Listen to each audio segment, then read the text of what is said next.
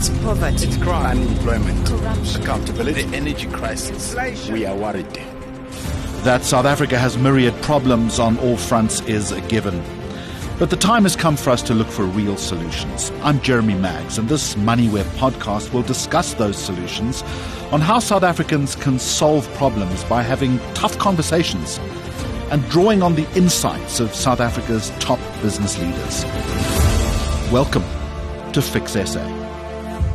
Hello, everybody. My guest today is Lawrence Rapp, who's the Chief Executive Officer of the Vukile Property Fund. But more than that, he is a respected thought leader with over a decade of experience in the property sector. But I think his expertise goes way beyond real estate. I have met him. I've engaged with him. He is dynamic. He is a forward-thinking strategist. He's got deep insights into corporate leadership, capital markets, and economic development. He's also known for his ability to navigate complexity and deliver results. And I'm hoping in this conversation he's going to bring a wealth of ideas for reshaping South Africa's future. So let's get started. Let's see how Lawrence Rapp can help fix the country. Lawrence, a very warm welcome to you. And let me wade straight in and ask you what you think the biggest barriers to South Africa achieving its full economic potential are. Where is your head in that respect? Jeremy, thank you. And thanks for that very warm introduction. I think probably in my mind the biggest impediment is bureaucracy, and it's a lack of action in terms of getting things done. I think we need to get sort of more urgency, more of a sense of delivery, and allow that energy of the people to come through to make things happen and fix our country.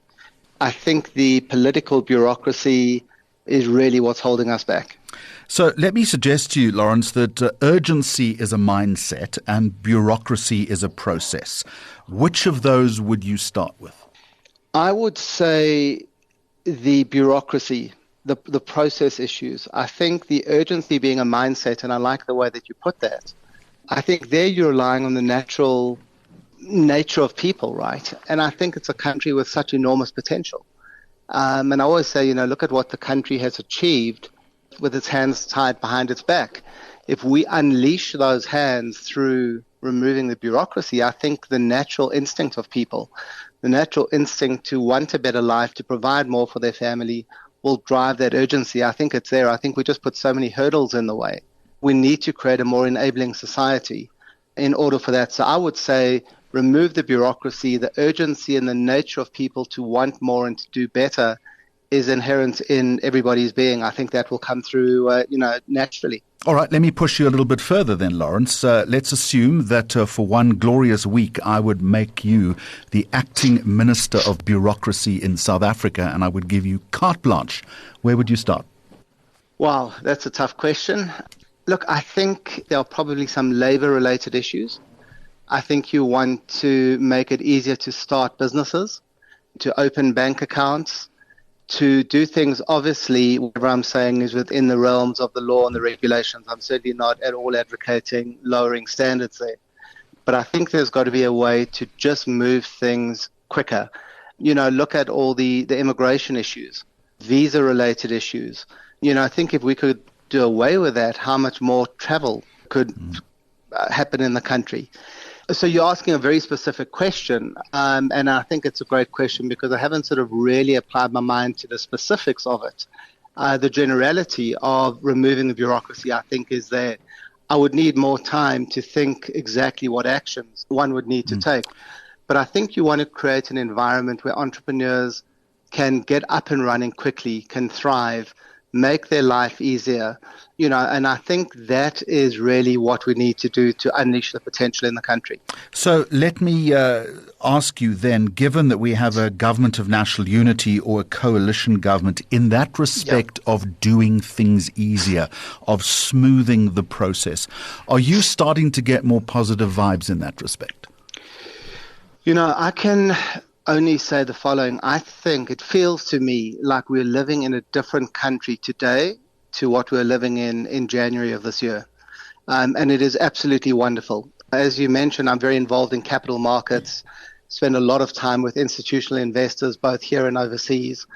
And I often wish that politicians could sit in on those meetings with me and hear the difference. It is astounding to sort of see the level of positivity of the allocators of capital when you have load shedding no longer being an issue.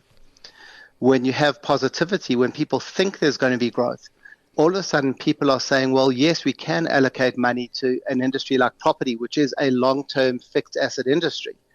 Whereas when there was so much uncertainty pre-elections, people were holding back on that money. It is unbelievable to see the amount of foreign investor interest that's coming into our sector, into our company. And that is because people feel there is hope, there is some level of stability. And my fervent prayer is that the politicians are able to sort of extricate themselves from party political issues and actually see the big picture and what they've created, because it's been phenomenal. And we really are experiencing a different business environment post-elections to pre-elections. And yes, there are some macroeconomic issues that are helping significantly. For example, the cutting in the interest rate cycle. That is helping tremendously. But I think the positivity and the fact that you don't have to deal every meeting with, okay, so how are you being affected by load shedding? Now the question is, okay, what are the benefits coming through in a post-load shedding world? So it is so stark, the difference that we're seeing, and it's wonderful. And I applaud the politicians for getting us to this point. And I just sort of pray that they can keep us on this right track, because really it feels, for the first time in many, many years, that we are pointed in the right direction. You will agree with me, though, that money likes certainty and stability. And it's all very well to express the positivity right now, and that is a good thing. But there surely is still going to be a lag between sentiment on the one hand and action on the other. And it's back to that point about urgency that you made a little earlier. We've still got more work to do in that respect in order to reap the benefits of the new environment that you're outlining. Most definitely. I think sentiment can only take you so far.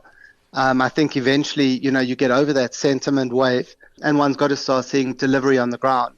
But I think the fact that the sentiment is a good kickstart has happened, and that's fantastic. But we do now need to see that translate into delivery. And we need to make sure, as you said, that there's policy certainty. You don't end up scoring own goals. I heard last night about some proposed legislation to tax trades within collective investment schemes. That I think would be very negative in terms of flows of capital. In terms of access to capital, you're going to dry up a lot of liquidity on the JSE. And it's issues such as that, for example, that I hope are being debated at the right forums to say, well, maybe there's a short-term gain on some increased tax revenue, but what are the longer-term consequences of impacting our capital markets, not only in terms of local money and savings rates, but flow of funds out the country, money coming into the country. So I think it's those types of issues that we need to make sure are properly aired and properly debated at the highest level. But coming back to the point, I think, yes, ultimately you've got to take it from enthusiasm and good ideas into on-the-ground delivery. All right, and I think we're seeing that in some areas. Load shedding, for example, being one. I think water for us is the next big issue that needs to be tackled. I like that phrase, on-the-ground delivery, because it segues nicely into my next question. So we've looked at the philosophy and the sentiment and the barriers, all well and good. But something that sits, I would imagine, at the nexus of your business is infrastructure. Yeah. So if you were to think about new approaches to fixing that in order to attract more investment and growth, where would you start in that respect? I mean, we haven't, for instance, even touched on the logistical difficulties that the country is facing, albeit that Transnet, for instance, has this much vaunted national recovery plan. Absolutely. Look, I think that's one of the key growth drivers. I think energy has been one, but it's an on-the-ground delivery that is essential. We run a business that is in South Africa as well as in Spain. I'm fortunate to have phenomenal management teams in both countries. But if I look at the amount of time and energy that the South African team has to invest in fixing problems, as opposed to saying, how do I grow further? How do I get more creative in servicing customers and building communities, etc.?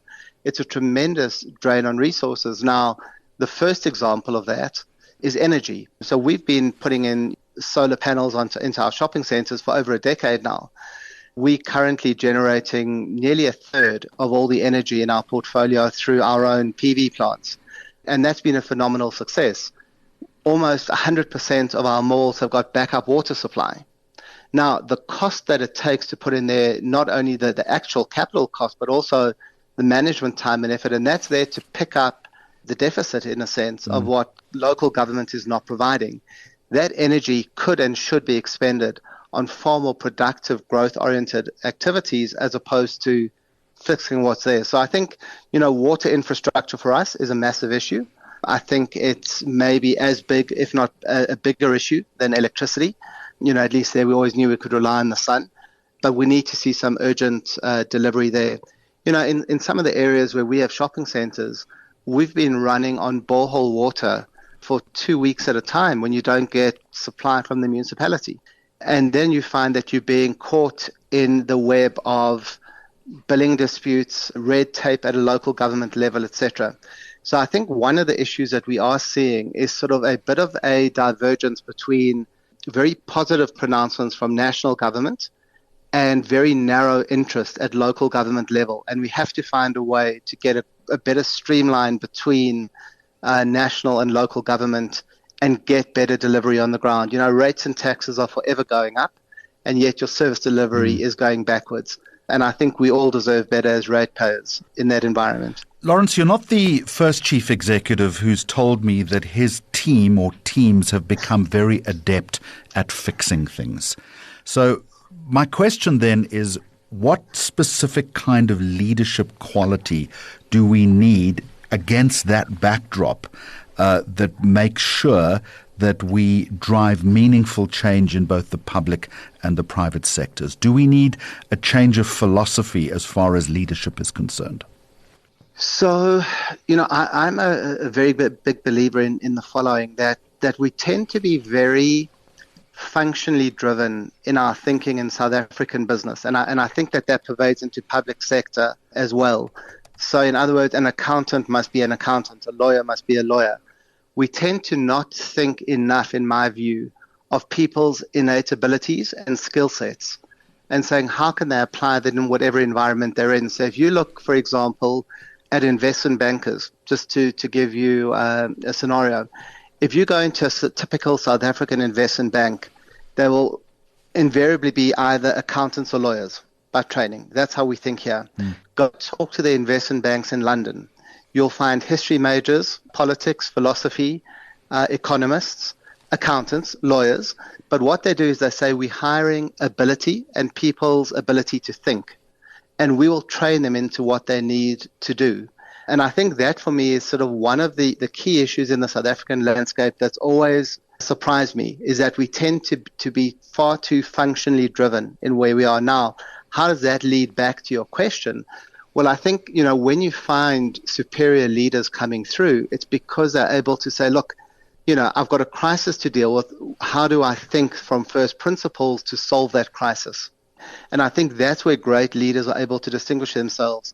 We always talk about, uncertainty in the business environment and the world environment, and it is. I think it's that ability to navigate through uncertainty that distinguishes a great leader from an average leader. And I think the ability to navigate through uncertainty by definition is driven by a belief in your innate abilities, your overall life education, and not your specific functional training. And I think that's where we should be encouraging leadership thinking. And training at university levels is not just to master the content, but how do you build better rounded individuals, better thinkers, more internationally aware people, globally aware people. And I think that is how, leadership develops in both the public and the private sector. Lawrence, am I stretching a point here when I think I'm hearing you say that we need, when it comes to leadership, more philosophers, more poets, more historians, more economists, not just the raw functionality that you're talking about, particularly when it comes to specific disciplines? Absolutely.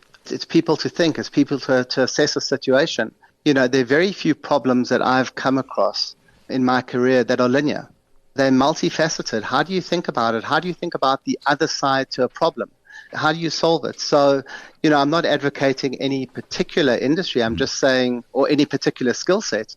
I'm saying, how do we have broader thinkers in leadership? I think what you tend to find with South African business people, your top echelon of leadership are people who elevate themselves to that level anyway.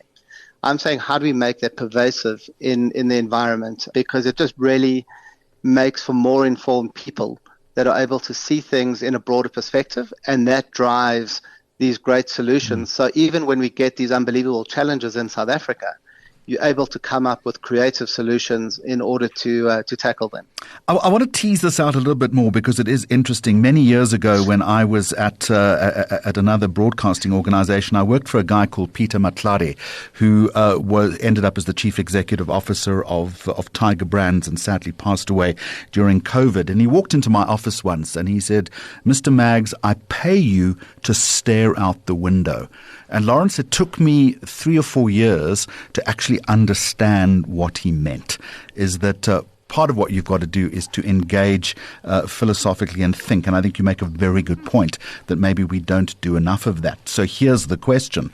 As far as you're concerned, what's your thinking process when it comes to leadership?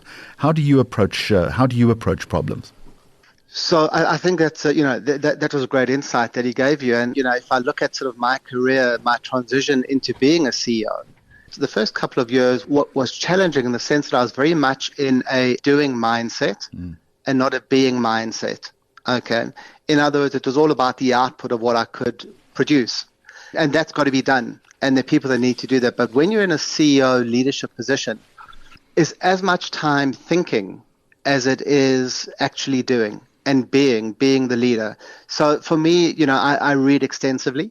My day will start with probably an hour and a half to 2 hours of reading. There are going to be a number of publications I'm going to read locally, internationally, industry, etc. I have a TV on in my office all the time. I tend to enjoy working with background noise, but I've always got the news on. I'm going to watch the news. And I think one of the abilities that I've got is to be able to join the dots. And the more data points I've got, the more inputs I've got, the better I can try and connect dots to find trends, which I think is then about the future in the business and where you are. I think also what I've found is, leaders of businesses, leaders of industry, government, etc., we've always got to be looking to the horizon. What's occupying my mind at the moment is the following. Vukile has just been through its 20th anniversary. I'm now sitting down and saying, where are we going to be in the next 20 years? That's my time frame at the moment. Now, clearly I've got Horizon 0, which is results which come out next week, and I've got deals that we're busy with, and then I've got my Horizon 1, 2, and 3, etc. But I think it's that ability to look forward. I think it's a requirement that you have to. It's part of the job to look forward. I think for me it's about consuming as much information as possible. And I think also giving yourself the luxury of time to think. So I do travel quite extensively to our businesses overseas. That time for me is unbelievably productive. My team and my family always worry when I get back from holiday in January, because the first thing I do is buy my new black book for the year. And when I'm sitting and thinking, I'm writing down the ideas of saying, what about this? What about that? Last year was sort of reading a book on AI over December and coming back and saying, okay, what are the AI implications going to be in our business? How are we going to use it? What we're going to do? So I think it's really making sure that you're up to date with what's happening in the world, with geopolitical issues, with technology issues, your own industry issues. And then I think, there is an element of joining the dots. I think some people are better at it than others. I think that's maybe what distinguishes one leader from the next. I'm not sure that can necessarily be taught. But I think giving yourself the luxury and the time to think is there. So it took me a long time to realize that I didn't have to be in the office physically at 7:30 in the morning. But by 7:30 every morning, I'm working. I'm having breakfast. I'm, going through my various publications. And that is very valuable time for me in the day. And I tend to sort of start my day with that and end my day with going through the day's news, etc. And hopefully through that, we pick up ideas and trends and, sort of help that feed into decisions that need to be made. I mean, that's a really good point because, as you say, and to quote the late Pravin Gordon, it's also about connecting the dots. Lawrence, fixing any problem does require courage, because along that path you're going to make mistakes. That's a given. How do you recover from mistakes that you make? I'm going to maybe refer to, two very opposite influences in my thinking. One is the great strategist Michael Porter from Harvard Business School, and the other is Dr. Seuss. And my favorite book is Oh, the Places You'll Go. And if you think I'm crazy, I'm going to connect the two now. Connect the dots, yeah. So I had the privilege of working for a Monitor Company, which was Michael Porter's strategy consulting firm. And we had a very simple definition of strategy. Strategy was about making choices. And you had to recognize very early on that the choices you make today may be different from the choices you're going to face in a month's time, a year's time, 10 years' time, because factors change. And I think where people often get strategy wrong, you're saying, but hold on, I thought about it, that was a strategy, and therefore it's got to be implemented. Not realizing that some of the factors may have changed along the way, and therefore you're now faced with a new set of choices. So I think the first issue is around dynamism, is to realize that the environment that you're in changes, never to become stuck in a paradigm, and I think always being willing to challenge conventional wisdom. For me, that's a very big issue. If everybody is going down a certain route, just check whether that's the right route. Maybe they're missing something. That then comes to the second point. Well, how do you have the courage to know that you are making the right choices? And this was a phenomenal life lesson that I learned from an executive coach I worked with many years ago. She sat down and said, let's just stop and reflect on key life choices that you've made, key business choices you've made over the last 10 years. Okay. And when you go through them and say, well, did that work out well? Yes or no? And you tend to find that the majority of decisions that I've made were positive, good decisions. Of course, there were ones that were wrong. But on the whole, the vast majority of decisions I made were good decisions. What that does is build a confidence to say, I can actually believe in my own ability to make decisions based on first principles. And that is sort of a message that comes through so wonderfully in that Dr. Seuss book, Oh, the Places You'll Go, which starts off, you've got brains in your head, you've got feet in your shoes, or something to that effect. What is that saying? It's saying that you've got your own innate abilities. And if you can build that confidence in your ability to assess a situation, to make choices, to understand changing circumstances, then I think you can put the two together and say, fine, I've made a choice on something that I need to be doing. Am I getting the desired outcomes? Yes or no? If not, let me go and understand why that's the case.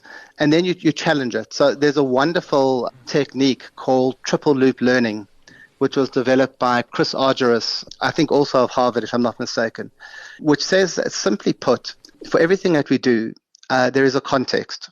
As a result of that context, we frame an issue. As a result of the framing of that issue, we come up with certain actions, and that leads to an outcome. Okay. Now, if I'm not getting the outcomes that I was expecting, is it because my context was wrong, in which case the frame and actions were wrong? Is it because I got the context right, but I framed it incorrectly, therefore my actions are wrong? Or is it because I actually thought about the big picture, the context was right, I framed it correctly, but I implemented incorrectly because my actions were wrong? And that helps you to identify where your problems may come in and go back. So I think it's that ability to continually question yourself, not to be afraid to say, hold on, I maybe got this wrong, or I thought about it correctly, but circumstances have changed, and not to be stuck in a very rigid approach of saying, I thought about it, this is the way we're going, and, come hell or high water, so that's my mindset. Always be willing to challenge yourself. I think surround yourself with people that challenge you, and I think give them an explicit mandate to challenge you. Very often people feel uncomfortable challenging the boss's view. We take that off the table at the very beginning. When we're looking at a deal, it's very easy as a deal maker to get sucked into the excitement of doing the deal. You have to be very careful about getting groupthink. So what I do on a deal is I will designate one of my colleagues, not the same one each deal, and say, you are the naysayer on the deal, because we're all going to tell you why this is a fantastic deal. I want you to have the mandate openly to say why it's wrong. But then that person is doing it from the point of view of being empowered. They're not talking against the boss. They're doing what the boss has asked to be done. They're throwing deliberate hard questions. And I think we've always found that that's a great way to get, to get good outcomes. This has been a real primer in connecting the dots. I'm going to put a punctuation point on this conversation now with my deep thanks and appreciation. Lawrence Rapp, thank you so much for joining me on Fix SA here on Moneyweb. I do appreciate your time. Jeremy, thank you. It's been a fascinating discussion. Thanks for listening to this Fix SA podcast. For more episodes posted every second Friday, go to moneyweb.co.za, the Moneyweb app, Apple Podcasts and Spotify, or follow Moneyweb News on social media for more updates. Moneyweb, your trusted source for business and investment insights.